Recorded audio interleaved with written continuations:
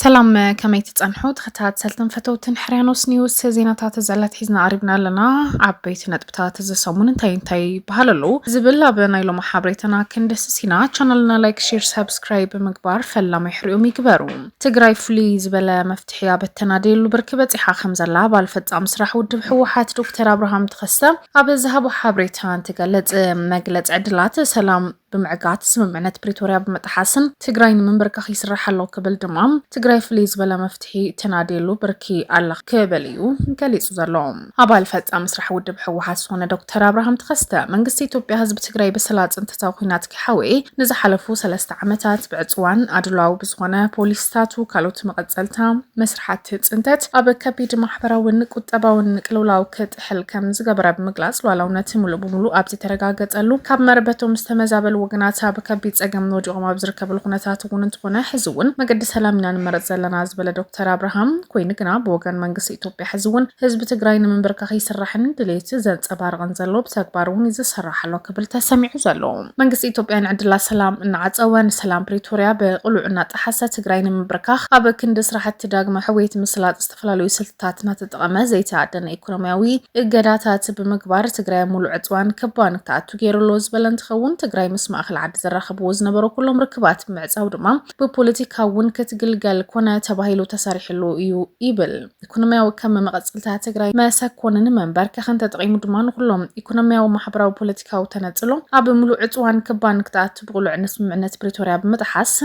منقص إيتوبيان كلهم منقدتات سلام كعصاو بغلو عساريحون كسرح كم زلونا فليتو كابزبتو سخة تقراي بوتادرا وحيلون تخبب كم زقبران منقص إيتوبيا بحلو عد سابان قلا حيل دما أبا محرا كم زغمتن وطائق خلق كله ألا نزبلو حيلي عمتات وابوسنا وسن تقراي أسفيرو نتقراي كبيبوا كم زركبيو زقالت بوغان تقراي قنا ولا منقص إيتوبيا دليت سلام كم زيبلون انتردن بجهود نسمع منت بريتوريا تحسو تقراي كم بركخنا سرحون انتقنا بقول عامو ليش تنعدل سلام تترخباتيلو قدام نتيبو بسلام كودا ناس رحنا إنا زبلن تخون كوين قنا كم زيل كام قط على يكالن تقراي فلي زبلن مفتحي أب التناديل وبركيات ركبيبل بوغان تقراي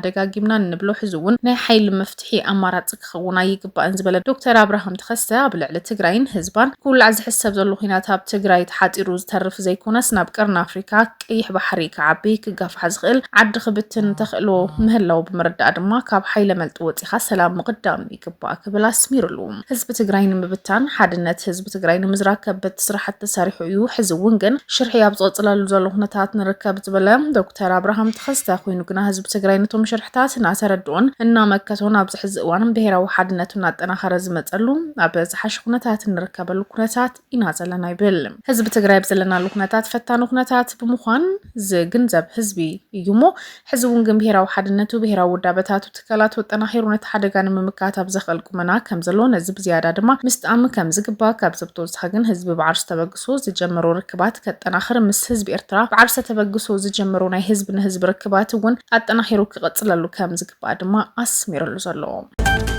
أبا والقايتن تسلمتن رايان مرتا كم زكاير تفريد له بيت مخرج فيدريشن أب قداي والقايت تسلمت رايا ملكيتو زحلفو سنة بمستر بست خير زتا كم زت قلبسن مرت أون كم زي كايدو يافليتو أبا كلل تجراي كاب كلل تجراي وطعي بغتان بيت مخري وكلت حزبي بارلما مرت حكايد لهم وصانة محلالي فلهم أبا زنبرو كبابي تات كساب حزم زقابا مرتي كايد أبا زللوان كدنت بتات تتصابون بورد مرت أن مبلش وعي جزي زكايد حفشها مرت أن مكياد كابل كاتيت إسران شمونتن كساب مقابيت إسران شمونتن كلتشن عصر شمونتن عمل هاجر بزيكا كلل تجراي مزقابا مرتون يكايد كم زلو زفلت يوم كاب كلل تجراي وتأخوينو مرت حكايد اللهم سنة هواهي بوم أبز نبرو فليات مرجع كللات دما كابز حزي مزقابا مرتي زي تجمرة أي كايدن كم زخونون زفلت زلو العلو السبس الثانات أبز هذا فلو مستراو زت دما وصلنا بيت مخرج فيدريشن يكون مرت أبورد نتتأجم كقاعد دوس لزغل بوليتيكا فتح كايدلو أبز بل سمم معنات كم سبت حون تفليتو زلوم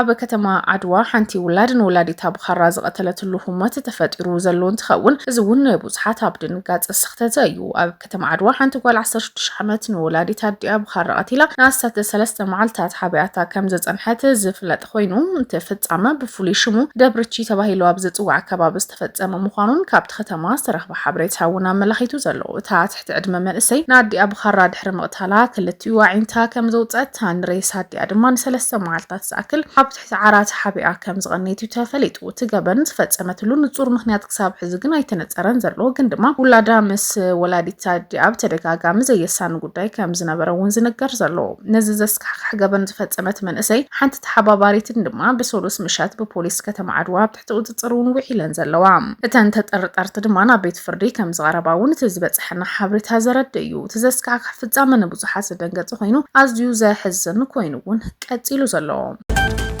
ኣብ ከተማ ኣዲስ ኣበባ ዝርከቡ ተወለድቲ ትግራይ ኣባላት ተቃውምትን ተወከልትን ሲቪክ ማሕበራት ዝተሳተፈሉ ካብ ሰሉስ ጀሚሩ ንኣስታት 3 መዓልታት ዝጸንሐ መድረኽ ዘተ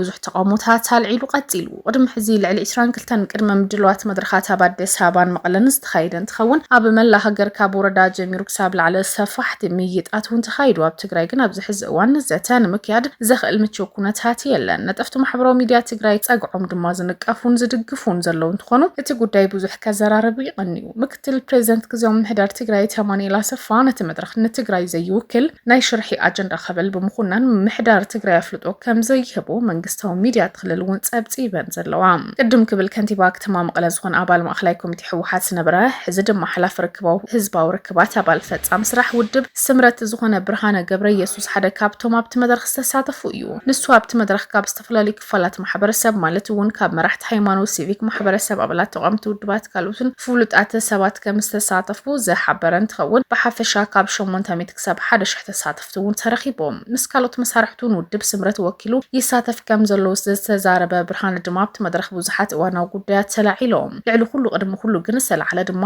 ኣብ ክልል ዋላ ፀገም እንተሃለወ ብዝኾነ መንገዲ እዚ ዓይነት ህዝባዊ ዘተ ኣብኡ ምስቲ ህዝቢ እዩ ክካየድ ዝግብኦ ዝብል ሓሳብ ካብ ብዙሓት ተሳተፍቲ ዝተላዕለ እዩ። ኣብ ትግራይ ዘለዎ ፀገም ክእለ ክትዓራረ ዘለዎ እምበር ኣብኡ ፀገም ኣሎ ኢልካ ነቲ መድረኽ ናብ ዝምስሓብ ግቡእ ኣይኮነን ብምባል እንትምጉት ከምኡ ድማ ቅድመ ሰዓብ ኣጀንዳታት ብዝምልከት ኣብዚ ሕዚ እዋን ኣብ ትግራይ ዘሎ ኩነታት ብምልዓል ሕቶ ከም ዝተላዕለ ዝሕበር ህዝብና ተበቲኑ እናሃለወ መሬቱ ተቆሪሱ ብዝተፈላለዩ ሓይልታት ተታሒዙ ኣብ ዘለውሉ እዋን ስለምንታይ ኢና ብዛዕባ ፍርቂ ትግራይ ንመያይጥ ዘለና ዝብሉ ካልኦት ወሰንቲ ሕቶታት እውን ቀሪቦም። ብፍላይ ድማ ኣብዚ ሕዚ እዋን ኣብ ትኽልል ዘሎ ዕፅዋ ዝመስል ኩነታት ስዒቡ ምስ ነዳዲ ገንዘብ በጀት ተዛሚድ ዘሎ ፀገም ዳርጋ ኣብያተ ትምህርቲ ዝዕፀውሉ ዘሎ ኩነታት እዩ ተፈጢሩ። ብሓፂሩ መንግስቲ ፌደራል ንትግራይ ህዝቢ ትግራይ ከም ኣይርኡኒ ዘሎ ዝኣመሰሉ ቅሬታታት እውን ከም ዝተላዕለ ወሲኹ ዝዛረብ ድሕሪ ስምምዕነት ፕሪቶርያ ዝበዝሐ ክፋል ትኽልል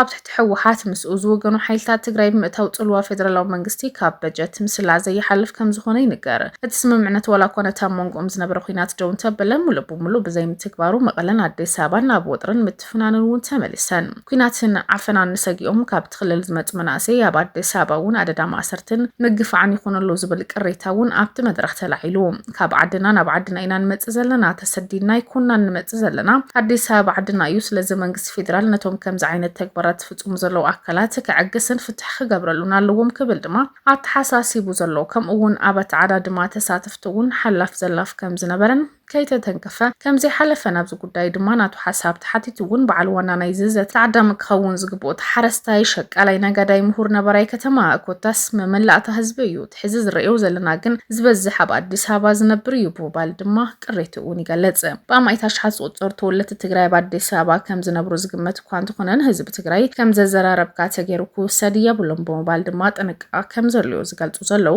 ርግጽ እዩ ኣይኮነን ነበራይ ከተማ ኣዲስ ኣበባ ቦፃ ዓድታት ዘሎ ተወላዲ ትግራይ ትምይጥ ይምልከቶ እዩ። እቲ ቀንዲ ማሕበራዊ መሰረት ድማ እቲ ኣብ ትግራይ ዝጋፋዕ ዝጭቆን ዘሎ ሓፋሽ ተመያይጡ ፍታሕ ክረክብ ከሎ ብምባል ድማ ነቲ ሓሳብ እውን ደጊፎም ከም ውድብ ስምረት እውን ነዚ ሓሳብ ዝድግፉ ከም ዝኾኑን ኣብ ትግራይ ከይዶም ምስ ህዝቦም ክዝትዩ ከማኽሩ ኩነታት ክመቻቸወሎም ከም ዘለዎ ከም እውን ክኢላታት ምሁራት ጥራሕ ከይኮነስ ተሓፋሽ በዓሉ ክዝትየሉ ሓሳቡ ክስማዕ ድማ ከም ዝግባእ እምነቶም ኣስሚሮም ዘለዉ ብርክት ዝበሉ ምይጣት ዝተገበሩ እንትኾኑ ብሓፈሻ ግን ውዕሊ ፕሪቶርያ ተግባራዊ ክኸውን ፌደራል መንግስቲ ምስ ዝጣይሽ ሓዱሽ ግዚያዊ ምምሕዳር ትግራይ ዕቱ ብልዝ ብምግባርና ምክክር ምእታው ከም ዝከኣል እቲ ኣዲስ ኣበባ ዝካየድ ዘሎ ህዝባዊ ዘተ እቲ ኮሚሽን ናይ ትግራይ ዘተ ካይድናን ዝብል ፕሮፓጋንዳ ከም መሳርሒ ዶ ኣይውዕልን ብዝብል ሕቶ ግን ዝቀረበሉ ድማ ውድቦም ስምረት እውን ተመሳሳሊ ስጋት ከም ዘለዎ ድማ ዝገልጹ እዮም ንሳተፍ ዶ ኣይንሳተፍ ዝብል ተዘራሪብና ኢና ኣብቲ መድረኻት ኢኻ ጸገማት ህዝቢ ትግራይ ምዝርራብ ፍትሕ ክረኽበሉ ምግባር ይሓይሽ ብዝብል ናብ ዝውሳነ እውን በፂሖም ዘለዉ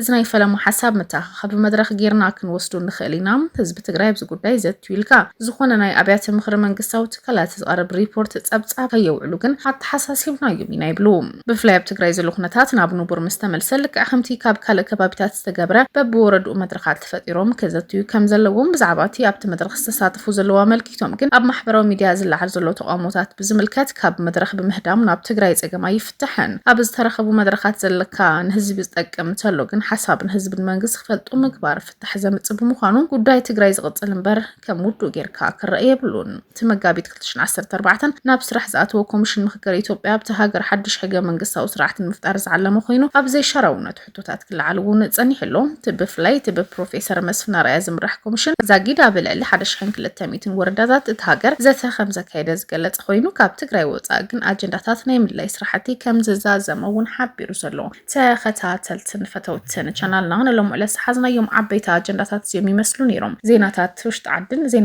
ዓድን ወጻኢ ንምርካብ ቻናልና ላይክ ሼር ሰብስክራይብ ብምግባር ፈላማይ ሕርዮም ይግበሩ